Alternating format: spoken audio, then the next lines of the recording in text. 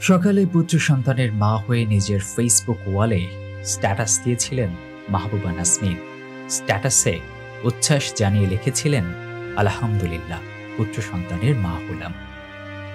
পরিবারের নতুন মুখের আগমনে সবার মধ্যে ছিল খুশির আমেজ। নাজমিনের স্বামী মোহাম্মদ রিপন দুবাই প্রবাসী।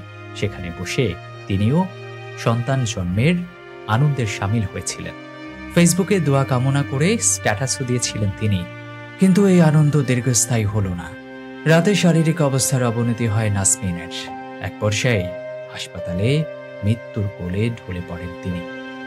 চট্টগ্রামের রাঙ্গুনিয়া উপজেলার চন্দ্রকোনা কদমতলী ইউনিয়নের ৭ নম্বর ওয়ার্ড ফেরিঘাট এলাকায় নাজমিনের শ্বশুর বাড়ি। সেখানেই গত সোমবার রাতে নাজমিনের প্রসব ব্যথা উঠলে স্বজনরা তাকে চট্টগ্রাম মেডিকেল কলেজ হাসপাতালে ভর্তি করেন। গতকাল মঙ্গলবার সকালে সিজারিয়ার অস্ত্রোপচারের মাধ্যমে নাজমিনের পুত্র সন্তানের জন্ম হয়। এরপর তিনি সুস্থ ছিলেন বলে জানান তার স্বজনেরা। তবে বিকেলের পর তার শারীরিক অবস্থার অবনতি হতে থাকে। রাতে তাকে মৃত ঘোষণা করেন চিকিৎসকেরা। নাজমিনের স্বজনদের দাবি, প্রসব জটিলতা থেকেই তার মৃত্যু হয়েছে। এমন কিছু ঘটবে তা তারা কল্পনাও করেননি। তার এই মৃত্যু মেনে নিতে পারছেন না কেউ। একই ইউনিয়নের মোহাম্মদ রিপনের সঙ্গে মাত্র ১.৫ বছর আগে তার বিয়ে হয়। ৩ মাস আগে চাকরি নিয়ে দুবাই গিয়েছিলেন রিপন। ছেলের জন্মে ভীষণ উচ্ছ্বাসিত ছিলেন তিনি। সেখান থেকেই ফেসবুকে স্ট্যাটাস দেন তিনি। রিপন লিখেছিলেন, আল্লাহ তাআলার দরবারে লাখো কোটি শুকরিয়া, আমাকে রাজপুত্র দান করেছেন তিনি। মা ও সন্তান দুজনেই সুস্থ আছেন, আলহামদুলিল্লাহ। সকলের কাছে দোয়া প্রার্থী। কিন্তু রিপনের এই আনন্দ স্থায়ী হয়নি।